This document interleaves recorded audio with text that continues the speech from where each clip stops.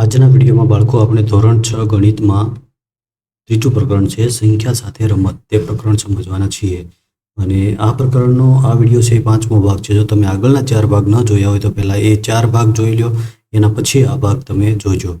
તો આગળના 4 ભાગની અંદર સમજતા આ પ્રકરણની અંદર આપણે જ્યાં પહોંચ્યા છીએ ત્યાંથી આગળ આપણે સમજવાની શરૂઆત કરીએ છીએ।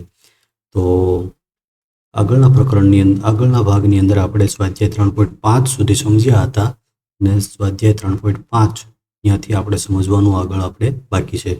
તો જોઈએ સ્વાધ્યાય 3.5 ની અંદર પહેલો પ્રશ્ન છે, નીચેનામાંથી કયું વિધાન સાચું છે?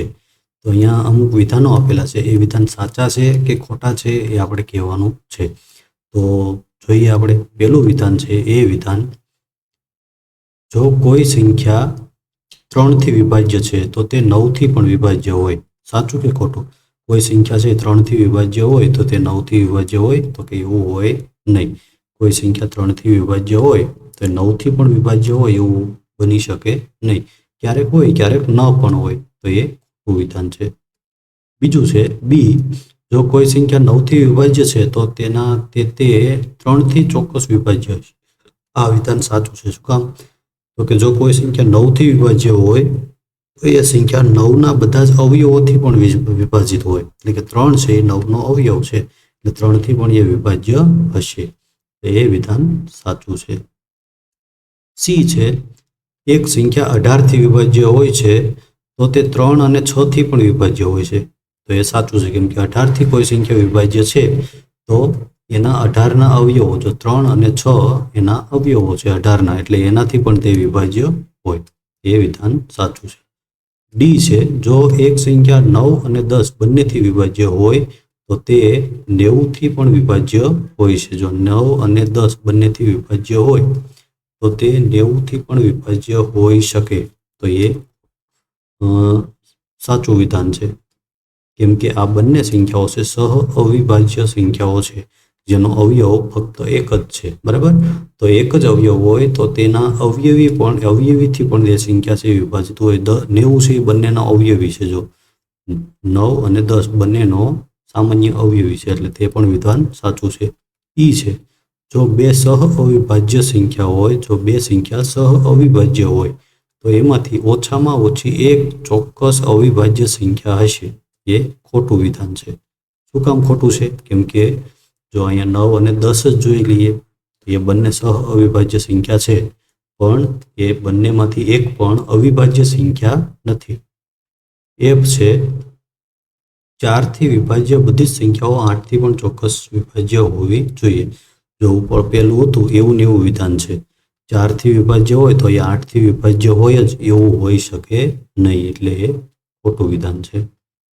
8મું છે, 8 થી વિભાજ્ય બધી જ સંખ્યાઓ 4 થી વિભાજ્ય હોવી જોઈએ, એ સાચું છે। શું કામ સાચું છે? કેમ કે 4 એ 8 નો અવયવ છે અને 8 ના બધા જ અવયવ છે એનાથી એ સંખ્યા છે વિભાજ્ય હોય, તો આવી રીતે એ સંખ્યા એ જી વિધાન છે સાચું છે। આગળના પેજ ઉપર એચ વિધાન છે, જો કોઈ સંખ્યા બે સંખ્યાને અલગ અલગ સંપૂર્ણ રીતે વિભાજિત કરે છે તો તે સંખ્યા તેના સરવાળાને પણ સંપૂર્ણ રીતે વિભાજિત કરશે, તો એ વિધાન સાચું છે। જો કોઈ પણ સંખ્યા છે એ કોઈ સંખ્યા બે સંખ્યાઓને વિભાજિત કરતી હોય, એટલે કે એ શેષ વગર એનાથી ભાગાકાર થઈ શકતો હોય તો એ બંને સંખ્યાઓનો સરવાળો કરીએ તો પણ એનો પણ ભાગાકાર શેષ વગર થઈ શકશે। આઈ છે એના પછીનું, જો કોઈ સંખ્યા બે સંખ્યાના સરવાળાને પૂર્ણ રીતે વિભાજિત કરે છે તો તે બંને સંખ્યાને પણ અલગ અલગ રીતે વિભાજિત કરશે। જો ઉપરનું વિધાન છે એનું અવળું છે અને એ પણ વિધાન સાચું છે એકદમ। આગળ અહીંયા બે અવયવ વૃક્ષ આપેલા છે, અહીં 60 માટે બે જુદા જુદા અવયવ વૃક્ષ આપેલા છે, જો એક આ છે અને એક આ છે। હવે અહીંયા કઈ સંખ્યા, જો અમુક જગ્યાએ પ્રશ્નાર્થ છે, તો પ્રશ્નાર્થની જગ્યાએ કઈ સંખ્યા આવશે એ આપણે અહીંયા લખવાની છે। તો અહીંયા પહેલા તો જો 60 છે તો એના બે ભાગ પડ્યા, 6 અને 10, 6 ગુણ્યા 10 કરીએ એટલે 60 થાય, 10 6 60, બરાબર? હવે અહીંયા 6 ના બે ભાગ પાડેલા છે, તો 6 ના કયા બે ભાગ પડશે? કઈ બે સંખ્યાનો ગુણાકાર કરીએ તો 6 થશે? તો 2 અને બીજી કઈ સંખ્યા હશે? 3 હશે, 2 તેરી 6। એવી જ રીતે અહીંયા 10ના 2 ભાગ પાડવાના છે. તો 10માં કઈ સંખ્યાઓનો ગુણાકાર કરીશું તો 10 મળશે 5 સાથે, તો 5 દુ 10. એવી જ રીતે અહીંયા બીજી સંખ્યા છે. તો અહીંયા 30 છે, તો અહીંયા કઈ સંખ્યા હશે? અહીંયા 30 છે, તો 30 અને 2નો ગુણાકાર કરીએ તો આપણને 60 મળે. હવે 2 તો અવિભાજ્ય જ છે એટલે એના કોઈ અવયવ પડશે નહીં. 30ના અવયવ પડવાના છે. તો 30નો એક ભાગ પડ્યો છે 30, 10. હવે 10નો કોની સાથે ગુણાકાર કરીએ તો અહીંયા આપણે 30 મળશે. તો 10નો 3 સાથે ગુણાકાર કરીશું. 3 અવિભાજ્ય છે પણ 10 અવિભાજ્ય નથી એટલે અહીંયા 2 ભાગ પાડવાના છે. 10ના કયા 2 ભાગ પડશે? તો અહીંયા જો છે જ ઉપર 10ના ભાગ 5 અને 2, તો અહીંયા એકમાં 5 આવશે, એકમાં 2 આવશે. તો આવી રીતે અવયવ વૃક્ષ છે આપણે પૂરું કરવાનું છે. આગળ જોઈએ, ત્રીજું છે વિધાન છે. અહીંયા વિભાજ્ય સંખ્યાના અવિભાજ્ય અવયવો પાડવા કયા કયા અવયવોનો સમાવેશ થતો નથી? અવિભાજ્ય અવયવો પાડવાના હોય તો એમાં કયા અવયવોનો સમાવેશ નથી થતો? તો અવિભાજ્ય અવયવો પાડવામાં વિભાજ્ય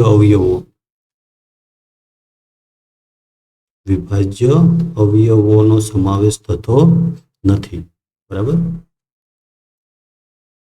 જો ત્રીજું વિધાન છે એનો જવાબ આવશે વિભાજ્ય અવયવોનો સમાવેશ થતો નથી. આગળ ચોથું વિધાન છે 4 અંકની સૌથી મોટી સંખ્યા લખો અને તેને અવિભાજ્ય અવયવની રીતે રજૂ કરો. 4 અંકની સૌથી મોટી સંખ્યા લખવાની છે. 4 અંકની સૌથી મોટી સંખ્યા એટલે કઈ સંખ્યા આવશે? તો અહીંયા આપણે લખીએ 4 અંકની, જો માની લો કે આ 1000 છે, જો એ 4 અંકની સંખ્યા છે પણ સૌથી મોટી કઈ છે? જો 1001 કરીએ તો એ પણ 4 અંકની છે અને 1000થી મોટી છે. તો સૌથી મોટી સંખ્યા હોય ને એ આપણે લખવાની છે 4 અંકની. તો એ કઈ સંખ્યા આવશે? 4 અંકની સૌથી મોટી સંખ્યા, તો એ સંખ્યા આવશે 9999 આવશે. એના પછી કોઈ સંખ્યા આવશે તો એ 10,000 થઈ જશે. કઈ સંખ્યા થઈ જશે? 10,000. અને એ સંખ્યા છે કેટલા અક્ષરની છે? 5 અંકની સંખ્યા, 5 અંકની સંખ્યા છે. બરાબર. તો 9999 છે સૌથી મોટી 4 અંકની સંખ્યા છે. એને અવિભાજ્ય અવયવની રીતે આપણે રજૂ કરવાની છે.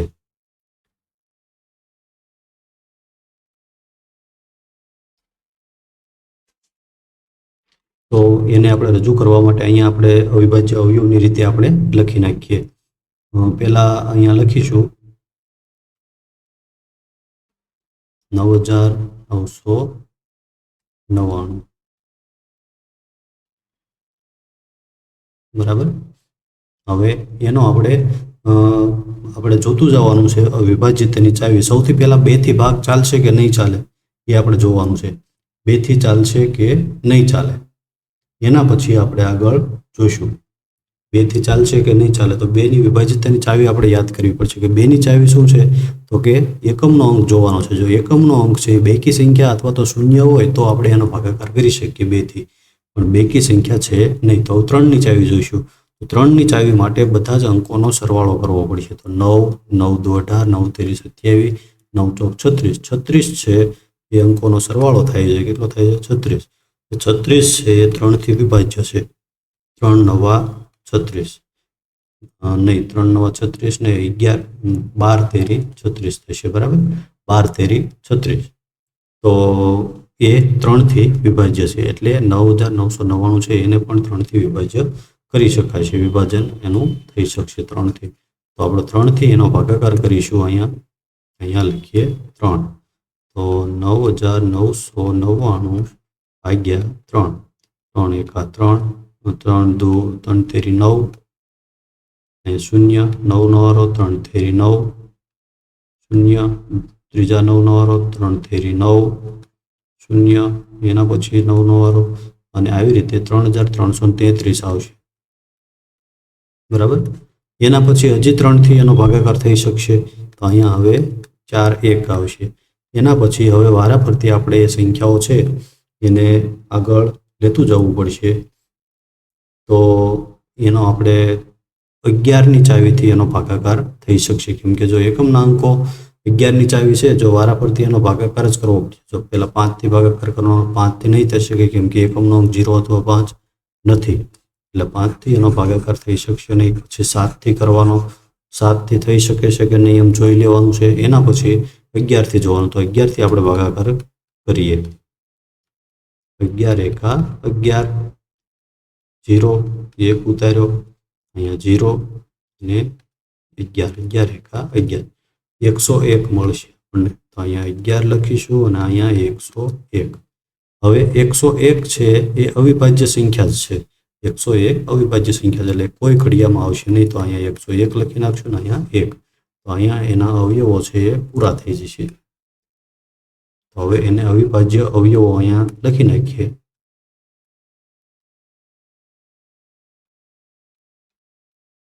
અવિભાજ્ય અવયવો 3, 3, 11 અને 101, આટલા એના અવિભાજ્ય અવયવો થયા. હવે પાંચમું છે, 5 અંકની નાનામાં નાની સંખ્યા લખો અને તેને અવિભાજ્ય અવયવની રીતે રજૂ કરો. જેમ 4 અંકની મોટામાં મોટી લખી એમ 5 અંકની નાનામાં નાની સંખ્યા લખવાની છે. બરાબર. જો અહીંયા આપણે જોયું હતું, જો આ બે સંખ્યાઓ છે, આ 4 અંકની સૌથી મોટી અને એનાથી 5 અંકની શરૂઆત અહીંથી થાય છે. તો 10,000 છે એ કેવી સંખ્યા કહેવાય? 5 અંકની સૌથી નાની સંખ્યા કહેવાય. તો એની આપણે હવે અવિભાજ્ય અવયવની રીતે રજૂ કરીએ. તો પાંચમું છે, એમાં સંખ્યા છે 10,000. બરાબર. એને આપણે અવિભાજ્ય અવયવની રીતે રજૂ કરવાની છે. તો સૌથી પહેલાં શેનાથી આપણે ભાગાકાર કરીશું? તો કે આપણે 2થી ભાગાકાર કરીશું, કેમ કે એકમનો અંક 0 અથવા બેકી સંખ્યા હોય તો 2થી ભાગાકાર થઈ શકે. તો 2થી ભાગાકાર કરીશું. 2થી ભાગાકાર કરીશું. જો 2નો ભાગાકાર કરવા માટે એકદમ સરળ રીત હોય છે. જો કોઈ પણ એક સંખ્યા જેનો ભાગ પડતો હોય એવી સંખ્યાનો 2 ભાગ પાડી દેવાના. અહીં જો 10 છે, 10ના 2 ભાગ કેટલા થશે? 5, 5 થશે. તો એક 5 લખી નાખવાના, 0 એમને એમ લખી નાખવાના છે. આવી રીતે 2થી ભાગ પડી જશે, એટલે આપણે ભાગાકાર કરવો પડે નહીં, સરળ રીત છે. હવે ફરીવાર 2થી, તો એના 2થી 2 ભાગ કરવા માટે શું કરીશું? તો અહીંયા 50 છે, એના 2 ભાગ કરી દઈશું. કેટલા થશે? 25, અને આ 2 શૂન્ય એમને મૂકી દઈશું. એના પછી હજી 2થી ભાગ પડશે, તો અહીંયા હવે ભાગ પડશું આપણે 250ના 2 ભાગ પાડી દઈશું. 250ના 2 ભાગ કેટલા થશે? 125, અને શૂન્ય એમને એમ. એના પછી હજી 2થી ભાગ પડશે, તો અહીંયા 12ના 2 ભાગ પાડશું અને 50ના 2 ભાગ પાડશું.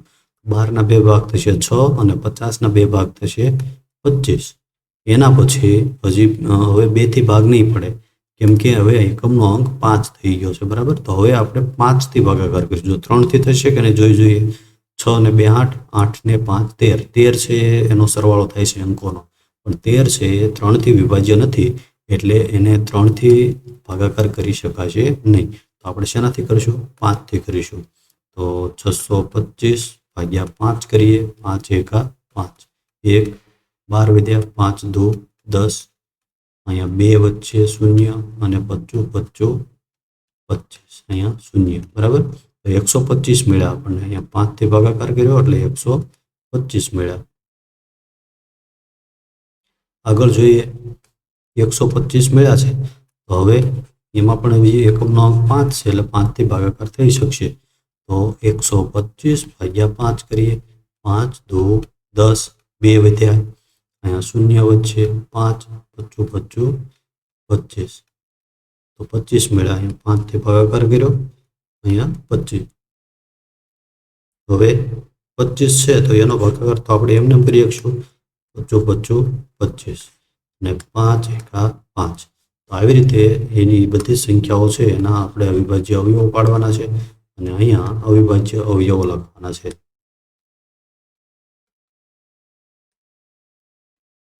અવિભાજ્ય અવયવ મોટેથી નાની સંખ્યા આપણે લખીએ તો સૌથી પહેલા આવશે 5 5 5 અને 5. 4 વખત 5 છે અને 4 વખત 2 છે. તો આ બધા એના અવિભાજ્ય અવયવો છે. આવી રીતે સંખ્યાઓના અવિભાજ્ય અવયવો લખવાના છે. છઠ્ઠું છે 1729ના બધા જ અવિભાજ્ય અવયવો જણાવો અને તેને ઉત્તરતા ક્રમમાં ગોઠવો. હવે તે બે ક્રમિક આવેલ અવિભાજ્ય સંખ્યાઓમાં કોઈ સંબંધ હોય તો એ લખો. તો અહીંયા જોઈએ 1729 છે એના અવિભાજ્ય અવયવો આપણે લખીએ.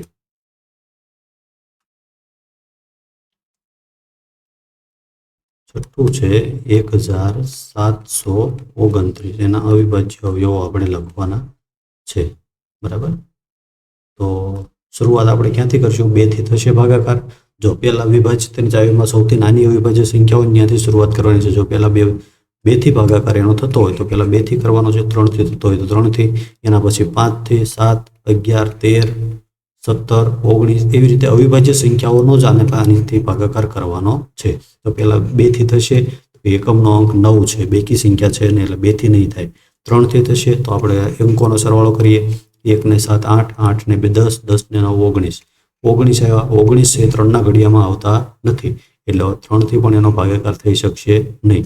5 થી તો કે 5માં 0 અથવા 5 હોય તો 5 થી ભાગાકાર થાય, તો 5 થી પણ નહીં થાય. 7 થી થશે કે નહીં એ તપાસવા માટે આપણે એનો ભાગાકાર કરશું. 7 થી ભાગાકાર કરીએ આપણે તો 7 દુ 14, બાદબાકી કરીશું તો અહીંયા 7 માંથી 4 જાય તો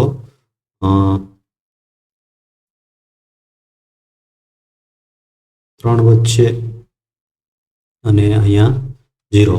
અહીંયા 2 વધ્યા, 32 આવ્યા. 7 ચોક 28.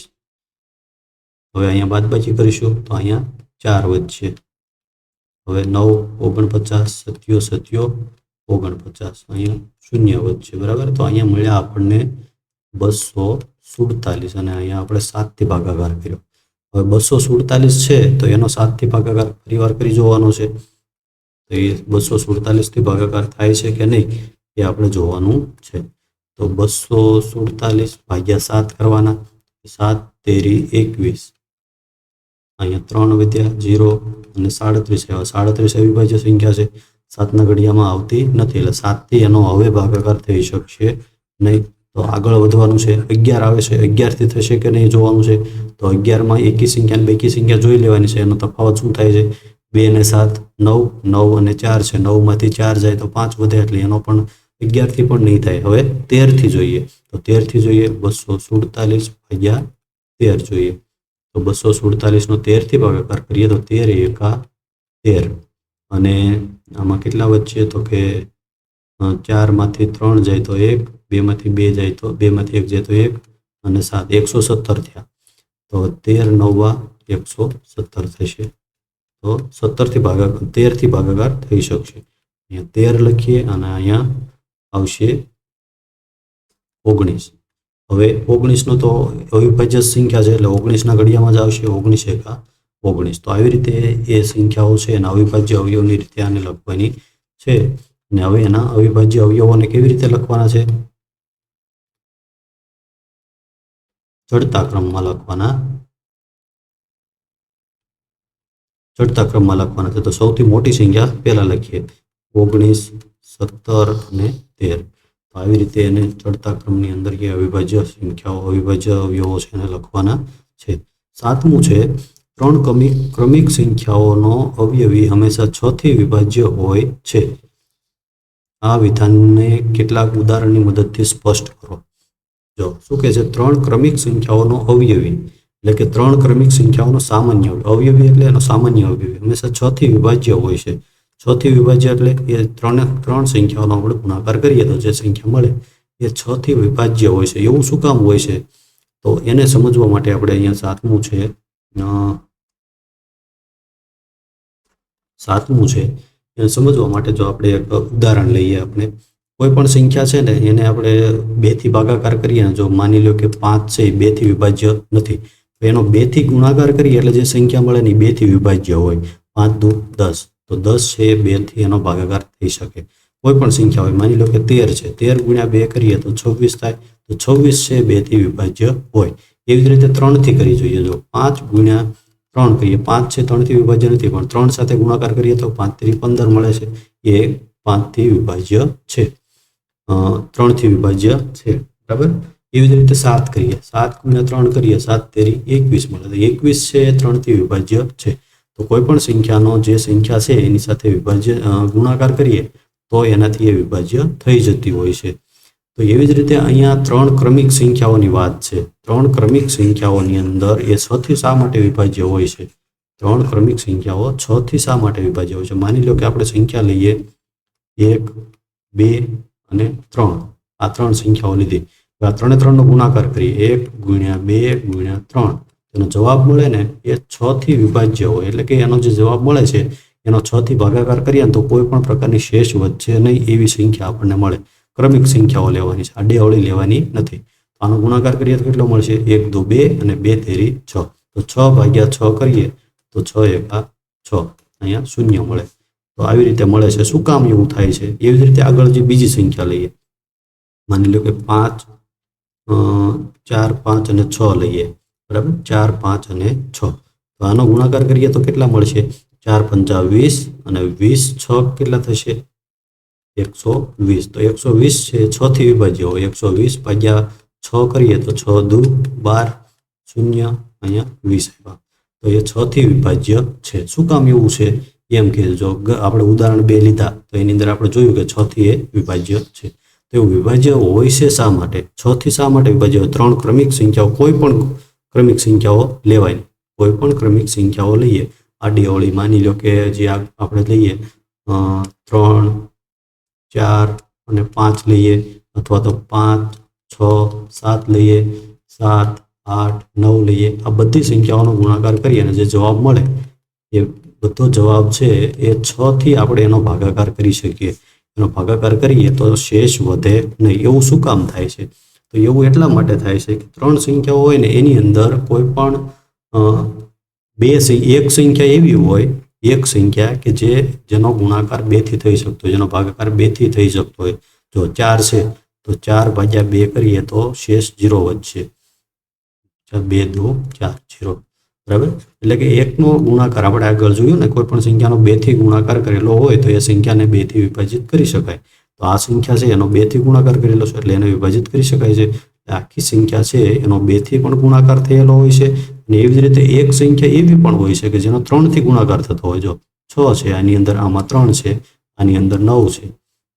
બરાબર છે, તો એ 3 થી એનો ભાગાકાર થાય છે. એનો 3 × 3 કરેલા છે, આનો 2 × 3 કરેલા છે. આની અંદર બે એકની એક જ સંખ્યા છે, 2 થી અને 3 થી. એના લીધે કોઈ પણ સંખ્યાનો એ 2 અને 3 બંનેથી ગુણાકાર થયેલો હોય અને આ બે સહ અવિભાજ્ય સંખ્યા છે. એના લીધે શું થાય છે? 2 તેરી 6 થાય છે. સહ અવિભાજ્ય સંખ્યાનો અવયવી હોય એનો ભાગાકાર તેનાથી શેષ વગર થઈ શકે છે. એટલે આપણે શું સમજવા માંગીએ છીએ આના દ્વારા? તો કે માની લો કે 3, 4 અને 5 છે. તો એનો અર્થ એ થાય છે કે 3 × 2 × 2 × 5 આવી રીતના આનો ગુણાકાર છે. આના બે ભાગ પાડીએ એટલે કોઈ પણ સંખ્યાની અંદર 3 અને 2 તો ગુણાકારની અંદર આવતા જ હોય છે. 3 ક્રમિક સંખ્યાઓની અંદર. આગળની બીજી સંખ્યાઓ લઈએ, જોઈએ 9, 10 અને 11. આ 3 નો ગુણાકાર આપણે કરીએ તો જો આની અંદર પણ 2 તો આવશે જ. તે 3 × 3 × 2 × 5 × 11. જો 3 અને 2 તો બધી સંખ્યાની અંદર ગુણાકારની અંદર આવશે જ. હવે હજી આગળ બીજી લઈએ 4 નહીં 6 × 7 × 8. આ 3 સંખ્યાઓ લઈએ તો એની અંદર પણ જો 2 × 3 × 7 × 2 × 2 × 2. 8ના જો 3 બગડા થશે અને આ 6ના આટલા થશે. તો એનો અર્થ શું થયો? જો 2 અને 3 એ તો બધી સંખ્યાઓની અંદર આવશે જ. એટલે 2 × 3 એટલે 6 થાય છે. 2 સહ અવિભાજ્ય સંખ્યા છે. આ બધાનો ગુણાકાર કરીએ તો આ 6 છે એનાથી વિભાજ્ય હોય જ. શું કામ હોય જ છે? કેમ કે 3 ક્રમિક સંખ્યાઓ લઈએ એટલે એ સંખ્યાઓમાં 2 અને 3 તો એનાથી તો એનો ગુણાકાર થયેલો જ હોય છે. એટલે એ સંખ્યાઓ છે એનાથી વિભાજ્ય હોય છે. આગળ જોઈએ 8મું છે, કોઈ પણ 2 ક્રમિક વિષમ સંખ્યાઓનો સરવાળો 4 થી વિભાજ્ય હોય છે. જો એના જેવું છે 2 ક્રમિક વિષમ સંખ્યાઓ જોવાની. 2 ક્રમિક વિષમ સંખ્યા એટલે શું? વિષમ સંખ્યા એટલે એકી સંખ્યાઓ વિષમ સંખ્યા. માની લો કે 2, 3, 5, 7, 9 આ વિષમ સંખ્યાઓ છે. બરાબર, તો કોઈ પણ 2 ક્રમિક વિષમ સંખ્યાઓ લઈએ ને તો એનો સરવાળો છે 4 થી વિભાજ્ય હોય. શું કામ હોય છે? કેમ કે જે એનો સરવાળો કરીએ આપણે કોઈ પણ બે ક્રમિક સંખ્યાઓનો સરવાળો 4થી વિભાજ્ય હોય છે, એટલે કે 4નો અવયવી હોય છે, એના લીધે એ વિભાજ્ય થઈ જાય છે. જો માની લો 3 અને 5 લઈએ તો 3 ને 5 8 થાય. 8 છે એ 4નો અવયવી છે, જો કે 4 દુ 8. એવી જ રીતે બીજી લઈએ 5 અને 7 લઈએ તો 5 ને 7 12 થાય, એ પણ 4નો અવયવી છે. એવી જ રીતે આગળ લઈએ 11 અને 13 લઈએ તો 11 અને 13નો સરવાળો કરીશું તો કેટલો થશે? 11 અને 13 તો 1 ને 3 4 અને 2 24 થાય. 24 છે એ પણ 4નો અવયવી છે, એટલે એનો અવયવી આગળ મળે છે, એના લીધે એ 4થી વિભાજ્ય હોય છે. કોઈ પણ ત્રણ ક્રમિક સંખ્યાઓ, બે ક્રમિક સંખ્યાઓ, વિષમ સંખ્યાઓ, એનો સરવાળો છે 4થી વિભાજ્ય હોય છે.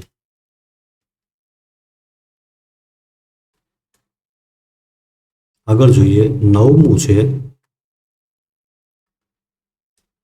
નીચેની કઈ સંખ્યાઓમાં અવિભાજ્ય અવયવો છે? આમાંથી અવિભાજ્ય અવયવો કઈ સંખ્યાઓમાં છે? જો પહેલું છે 24, તો એના અવયવો છે અવિભાજ્ય છે કે નહીં આપણે કહેવાનું છે. તો જો અહીંયા 4 છે તો એ અવિભાજ્ય અવયવ નથી, તો આની અંદર નથી. આની અંદર તો કે જો આ અવિભાજ્ય અવયવ છે, કેમ કે એકયના બીજા ભાગ પડતા નથી. આની અંદર આમાં પણ છે, આમાં 9 છે એ અવિભાજ્ય નથી, એટલે એમાં નથી. આગળ છે આ સંખ્યા છે 45થી વિભાજ્ય છે કે નહીં આપણે કહેવાનું છે. તો 45 છે તો એ વિભાજ્ય છે કે નહીં જોવા માટે આપણે જો એક નોંધ આપેલી છે, 5 અને 9 સહ અવિભાજ્ય સંખ્યાઓ છે. 5 ગુણ્યા 9 કરીએ તો કેટલા મળશે? આપણને 45 મળે. 5 9 45. સહ અવિભાજ્ય સંખ્યાઓ હોય એનો ગુણાકાર કરીએ તો આપણે એનાથી પણ એ જો આ 5 અને 9 એ બંનેથી જો વિભાજ્ય હોય તો 45થી પણ એ વિભાજ્ય હોય. તો આપણે 5થી જોવાનું છે પહેલા, તો 5થી વિભાજ્ય છે તો કે એકમનો અંક 0 અથવા 5 હોય તો એનાથી વિભાજ્ય હોય, તો અહીં 0 છે એટલે 5થી વિભાજ્ય છે આ સંખ્યા. હવે 9થી છે કે નહીં આપણે જોવાનું છે. તો 9થી વિભાજ્ય છે કે નહીં એ જોવા માટે આ સંખ્યાઓનો આપણે સરવાળો કરીશું. તો 5 ને 5 2 ને 5 7, 7 ને 2 9 થાય છે. 9 છે 9ના ઘડિયામાં આવે, 9 એકા 9, એટલે કે આ 9થી પણ વિભાજ્ય છે. 5 અને 9 બંનેથી વિભાજ્ય છે, એનો અર્થ એ થયો કે આ છે 9થી 45થી વિભાજ્ય છે. તો અહીંયા આપણે લખીશું વિભાજ્ય છે, 45થી વિભાજ્ય છે.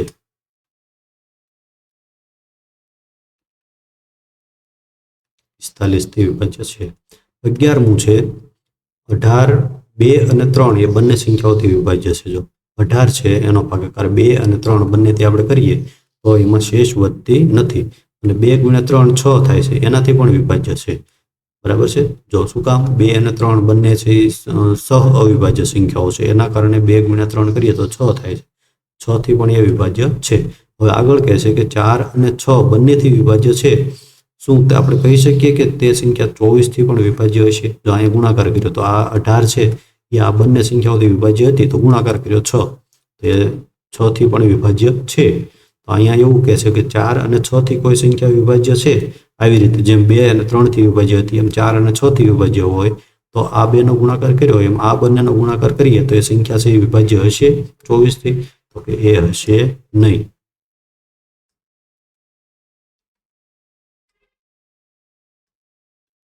નહીં હોય. શું કામ હોય?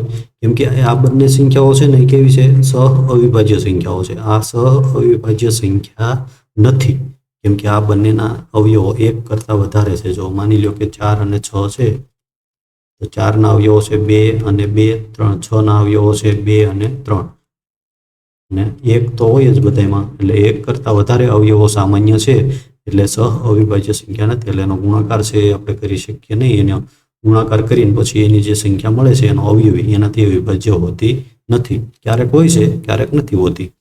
તો એના માટે એક ઉદાહરણ પણ આપણે આપવાનું. જો અહીંયા આગળ લખેલું છે તો એ તપાસવા માટે એક ઉદાહરણ આપો. તમારે જવાબને ચકાસવા માટે એક ઉદાહરણ આપો.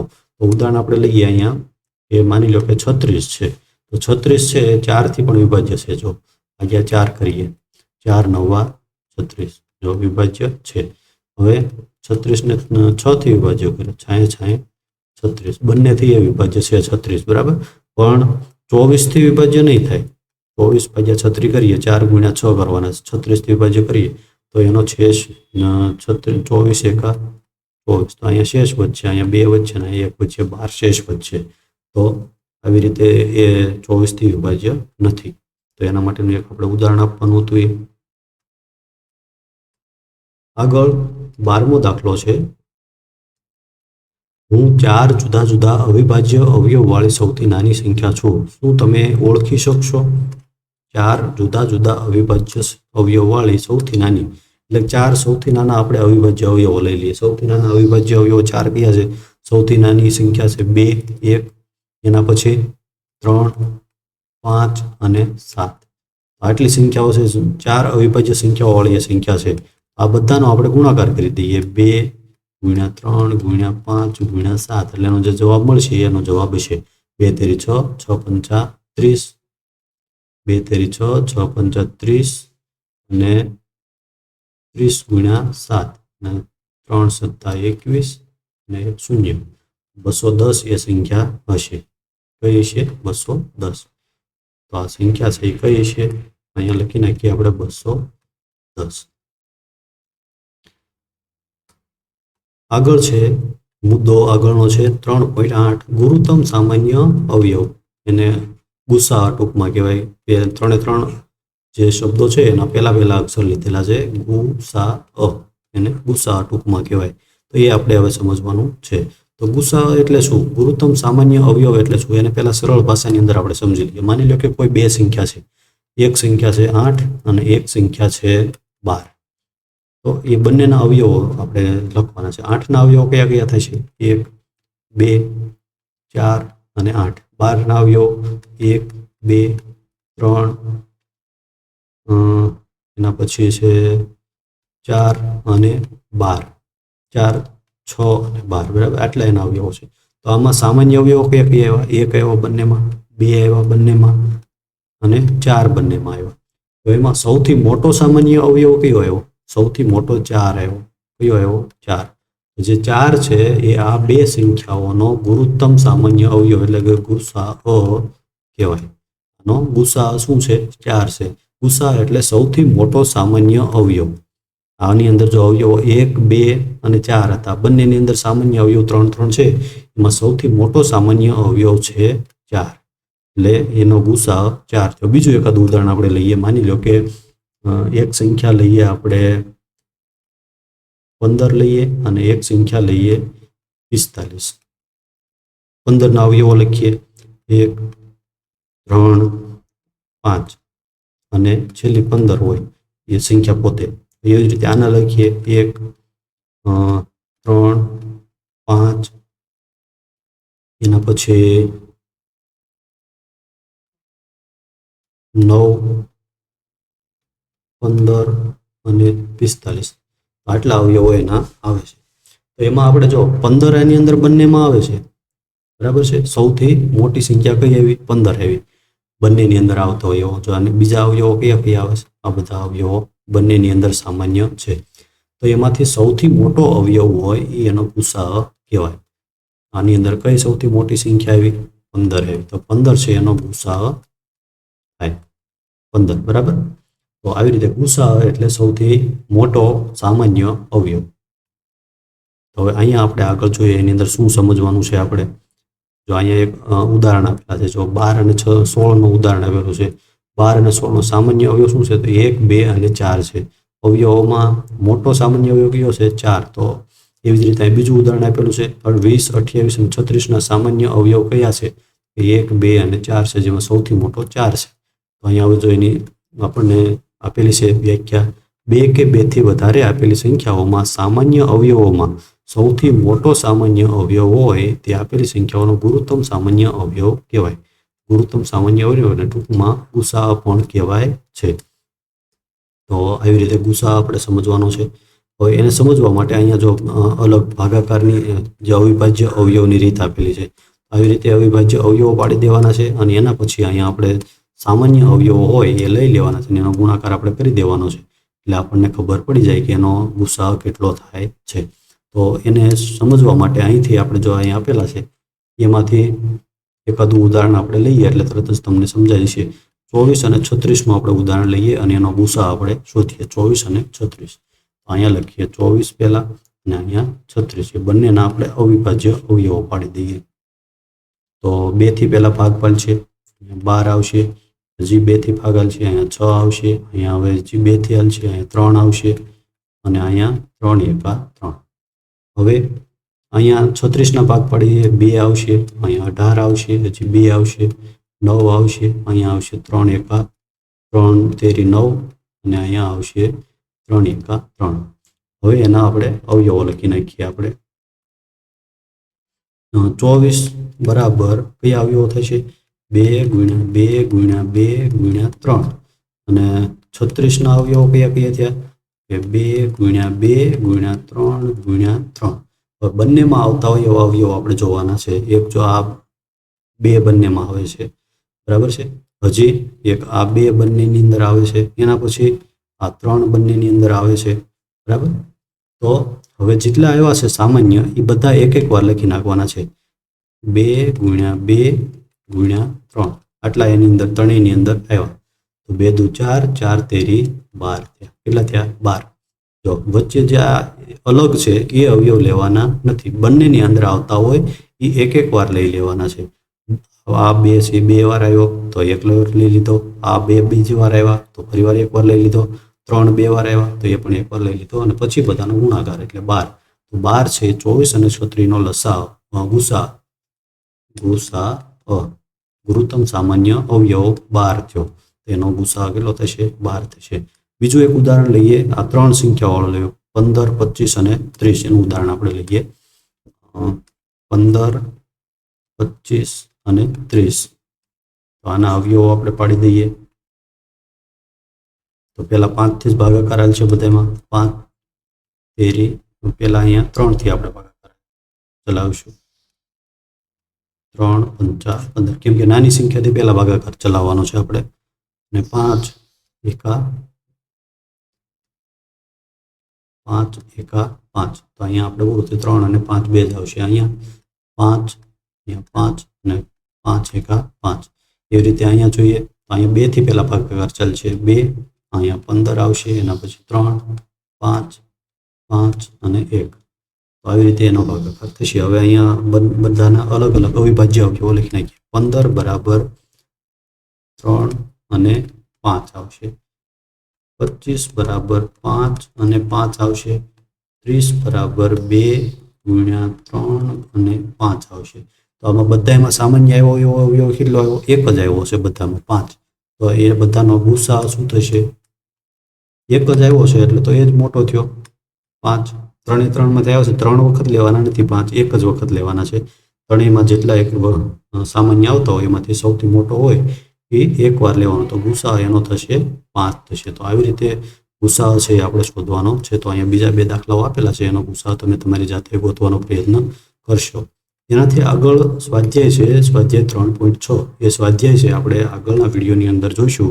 તો આ વિડીયો પૂરો થાય એટલે તરત જ તમે આગળનો વિડીયો જોઈ લેજો, એટલે આ સ્વાધ્યાય પણ તરત જ તમને સમજાઈ જશે.